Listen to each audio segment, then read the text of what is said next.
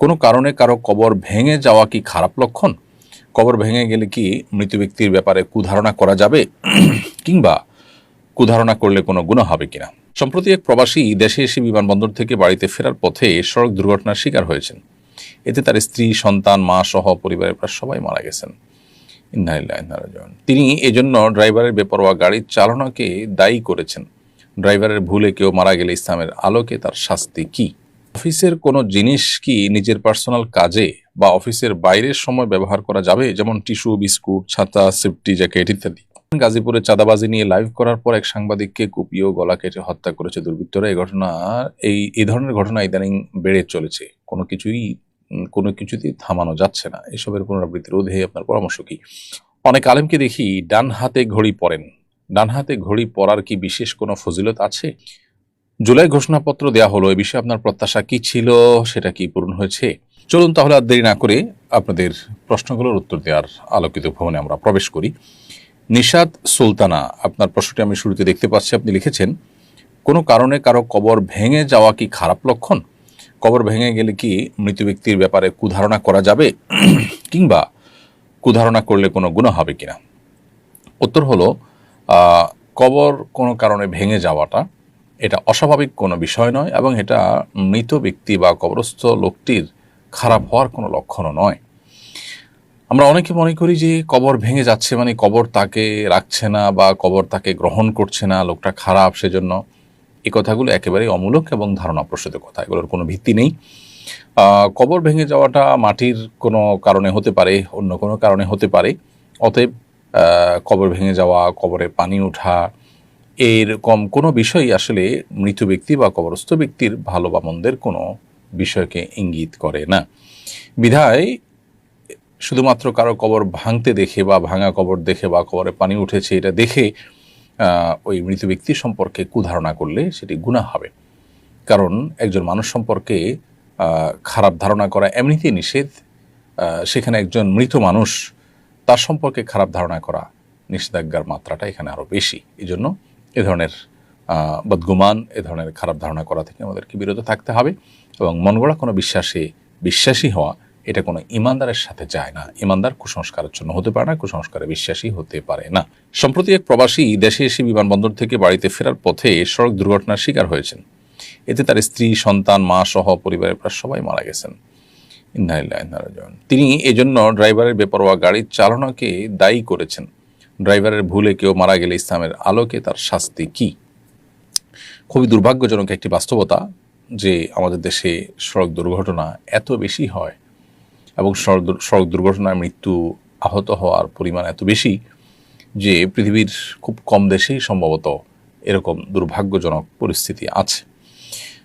তো এটা সত্য যে চালকদের বেপরোয়া গাড়ি চালানোর দায় এখানে অনেক বেশি, কিন্তু এর পাশাপাশি আরও অনেক কারণ আছে। অবকাঠামোগত ত্রুটি, আমাদের আইনের ত্রুটি, আইনের প্রয়োগ না হওয়া, এই জাতীয় অনেক কারণ রয়েছে, যে কারণগুলো আসলে সড়ক দুর্ঘটনা বেড়ে যাওয়ার বা সড়ক দুর্ঘটনা অনবরত ঘটতে থাকার অন্যতম প্রধান কারণ। ড্রাইভারের ত্রুটির কারণে যদি অ্যাক্সিডেন্ট হয়ে থাকে, যেমন তিনি অসতর্কতা অবস্থায় ড্রাইভিং করেন, অথবা নির্ধারিত গতিসীমার চেয়ে বেশি চালান, অথবা নেশা করে তিনি ঘুমের ভাব নিয়ে গাড়ি চালিয়েছেন, এরকম যদি হয় তাহলে সেক্ষেত্রে সেটা কতল বিসবাব বা এমন হত্যার আওতায় পড়বে যেটা আসলে কোনো ব্যক্তি কোনো হত্যার জন্য কারণ হলো। সেরকম যদি হয় তাহলে সেক্ষেত্রে ড্রাইভারের উপরে দিয়ত ওয়াজিব হবে, ওয়াজিব হবে। রক্তপণ হলো 100 ওঁটের মূল্য, এইটা তাকে দিতে হবে মৃত প্রত্যেকটা ব্যক্তির এগনিস্টে। এবং বিপরীতে তার দেওয়ার ক্ষমতা না থাকলে সে জেলে থাকবে, এবং তার যে অ্যাসোসিয়েশন আছে, তার যে ফ্যামিলি আছে, তারা সবাই মিলে সেটা দেওয়ার ব্যবস্থা করবে, আর না হলে সে জেলে থাকবে। আর ড্রাইভারের কোনো ত্রুটি যদি না থাকে তাহলে এটাকে সাধারণ বিপদ হিসাবে, নসিবে ছিল আসমানি বিপদ হিসাবে এটাকে ট্রিট করা হবে, এবং ড্রাইভারের উপরে সেক্ষেত্রে দিয়ত বা কাফারা কিছুই আসবে না। আমাদের দেশে অবশ্য সড়ক দুর্ঘটনা হলেই চোখ বন্ধ করে ড্রাইভারের উপরে দোষ চাপানোর একটা প্রবণতা আছে, যদিও এখানে কি ঘটেছে ঠিক আমরা জানি না। হতে পারে এখানে বেপরোয়া গাড়ি চালানোটাই ছিল প্রধান কারণ, সেটা তদন্ত করলে বেরিয়ে আসবে। আহ, দিয়ত যেটা রক্তপণ যেটা সেটা 100 ওঁট অথবা 10,000 দিরহাম অথবা 1,000 দিনার, তিনটা অপশন রয়েছে। তো 100 ওঁটের যে ব্যাপারটা এটাই এখন প্রতিষ্ঠিত এবং পরিচালিত, বিশেষ করে মিডল ইস্টে, সৌদি আরব সহ অন্যান্য যে দেশগুলোতে কোরআন এবং হাদিসের আলোকে বিচার কার্য পরিচালনা হয়, সে সমস্ত দেশগুলোতে এখন 100 ওঁটের মূল্য দিতে হয় মানুষের জীবন হানির জন্য যদি কেউ দায়ী হয়ে থাকে তাহলে। আইয়ুব আলী ইমরান আপনি লিখেছেন, অফিসের কোনো জিনিস কি নিজের পার্সোনাল কাজে বা অফিসের বাইরের সময় ব্যবহার করা যাবে, যেমন টিস্যু, বিস্কুট, ছাতা, সেফটি জ্যাকেট ইত্যাদি? এই বিষয়গুলো নির্ভর করে অফিসের পলিসির উপরে। অফিস কর্তৃপক্ষ যে পলিসি নির্ধারণ করবে সেটা মেনে চলতে হবে। যেমন তারা যদি বলেন বা তাদের পলিসিতে যদি উল্লেখ করা থাকে যে অফিসের ছাতা, জ্যাকেট এগুলো অফিস টাইমে শুধু ব্যবহার করতে হবে, পার্সোনাল টাইমে বা পার্সোনাল কাজে এগুলো ব্যবহার করা যাবে না, তাহলে সেটাই মেনে চলতে হবে। আর যদি অফিস এগুলোর উপরে অনুমোদন করে, অনেক সময় দেখা যায় যে এগুলো কাউকে দিয়ে দেওয়া হয় আর এগুলো ব্যাক নেওয়া হবে না এবং ফেরত নেওয়া হয় না, এবং অনেক সময় দেখা যায় যে বছরে একটা করে পায়। এরকম যদি হয় তাহলে সেক্ষেত্রে বিষয়টা সম্পূর্ণ তার উপর নির্ভর করে। এটা তাকে ব্যবহার করতেই দেওয়া হয়েছে, সেই সব ব্যক্তিগত কাজে তিনি ব্যবহার করতে পারবেন।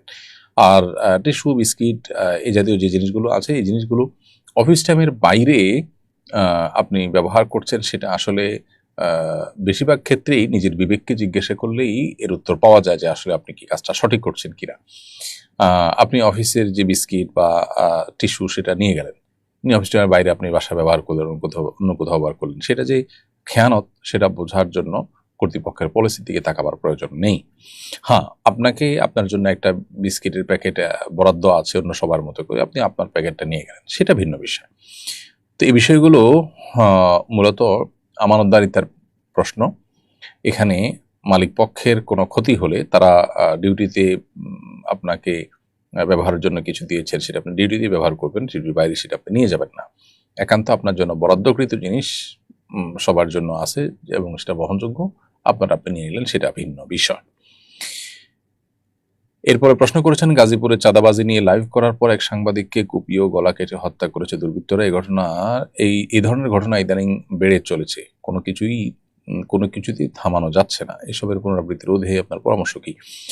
প্রথম কথা হলো, এই নিউজটার ব্যাপারে আমি যতটুকু দেখেছি যে এখানে লাইভ করার পরে কুপিয়ে গলা কেটে হত্যা করার কথাটি সোশ্যাল মিডিয়াতে প্রচারিত হয়েছে কোনো কোনো মিডিয়াতে, থাকলেও সেই মিডিয়ার তথ্য এবং ভেতরের নিউজ পর্যালোচনা করে দেখা গেছে তারা ওই ব্যক্তির প্রোফাইল ঘেটে কোনো প্রকার লাইভ করার কোনো চিত্র বা আলামত খুঁজে পাননি। তো পুরো বিষয়টা আসলে কতটা সত্য সেটা আসলে তদন্ত সাপেক্ষ। তবে আমাদের দেশে এই ধরনের ঘটনা যে ঘটে না তা নয়, এই ধরনের ঘটনা ঘটে, অহরহ ঘটে। এগুলোর জন্য আমাদের আসলে রাজনৈতিক সমস্ত দলগুলোকে, রাজনৈতিক শক্তিগুলোকে ঐক্যবদ্ধ হতে হবে এবং তাদের সবাইকেই যার যার অবস্থান থেকে এই পরিস্থিতি থেকে উত্তরণের জন্য সিদ্ধান্ত গ্রহণ করতে হবে যে তারা এগুলো কোনোটাকে কেউ প্রশ্রয় দিবে না। এবং আইনের শাসন এটা যতদিন পর্যন্ত বাস্তবায়িত না হবে ততদিন পর্যন্ত এই পরিস্থিতি থেকে আমরা আসলে রেহাই হয়তো পাবো না। অনেক আলেমকে দেখি ডান হাতে ঘড়ি পরেন।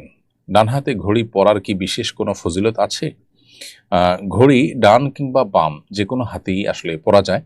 যারা ডান হাতে পরেন তারা এই চিন্তা থেকে পড়েন যে নবী করিম সাল্লাল্লাহু আলাইহি সাল্লাম ডানকে পছন্দ করতেন, আর ঘড়ি হাতে দেওয়া ভালো কাজ, যে কোনো পজিটিভ এবং ভালো কাজে ডানকে অগ্রাধিকার দেওয়াটাই হলো সুন্নাহ, সেই হিসেবে ডান হাতে অনেকে পড়েন। আবার যারা বাম হাতে পড়েন তারা তাদের কাছে বাম হাতে পড়ার কোনো যৌক্তিকতা আছে সেজন্য তারা পড়েন। অবশ্য ডান বাম দুই হাতের যে কোনো হাতেই ঘড়ি পরা যায়, কারণ এটি হলো অনেকটা আংটি পরার মতো। আংটি নবী করিম সাল্লাল্লাহু আলাইহি সাল্লাম থেকে ডান হাতে বাম হাতে উভয় হাতে পরার বিষয়টি প্রমাণিত। অতএব কেউ চাইলে ঘড়ি ডান হাতে পড়তে পারেন, কেউ চাইলে ঘড়ি বাম হাতেও পড়তে পারেন, আংটির মতো নবী সাল্লাল্লাহু আলাইহি সাল্লামের। জুলাই ঘোষণাপত্র দেয়া হলো, এ বিষয়ে আপনার প্রত্যাশা কি ছিল, সেটা কি পূরণ হয়েছে?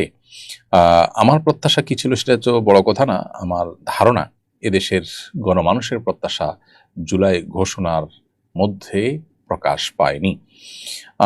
জুলাই ঘোষণার মধ্যে সবচেয়ে বড় ত্রুটির দিক হলো যে এদেশের সংখ্যাগরিষ্ঠ মুসলমান ২৪-এ ইসলাম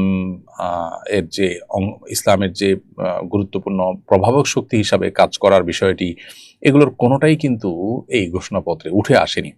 এর বাইরে বিডিআর হত্যাকাণ্ড, তারপরে শাপলা হত্যাকাণ্ড, এরকম আরো অনেক ঘটনা আছে যে ঘটনাগুলো জুলাই ঘোষণাপত্রে উল্লেখ থাকার প্রয়োজন ছিল এবং খুবই প্রাসঙ্গিক ছিল, কিন্তু সেগুলো উল্লেখ হয়নি।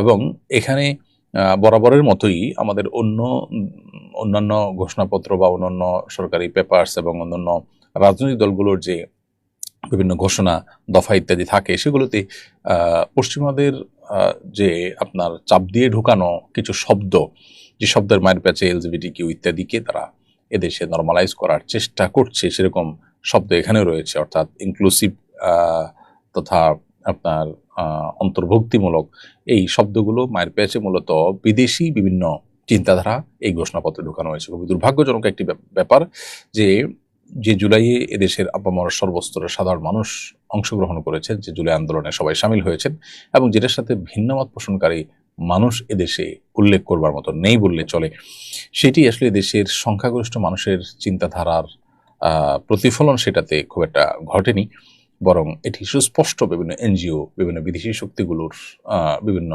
পুশ করে দেওয়া জিনিসগুলো এখানে প্রকাশ পেয়েছে। ভারতের ব্যাপারে দেশের মানুষ অবস্থান দীর্ঘদিন পর্যন্ত ভারতের যে আমাদের এই দেশটার উপরে, দেশের সরকারের উপরে নানা সময় ভর করে তাদের যে আগ্রাসন, তাদের যে দাদাগিরি, যেটার কারণে এদেশে ফ্যাসিস্ট এ পর্যন্ত এসেছে, সেটাও এই ঘোষণাপত্রে সেভাবে উল্লেখ হয়নি। তো সব মিলিয়ে এই ঘোষণাপত্র একেবারেই আপনার চাপিয়ে দেওয়া বিভিন্ন এজেন্ডাবাজদের তৈরি করা ঘোষণাপত্র মনে হয়েছে। আল্লাহ তাআলা মাফ করুন।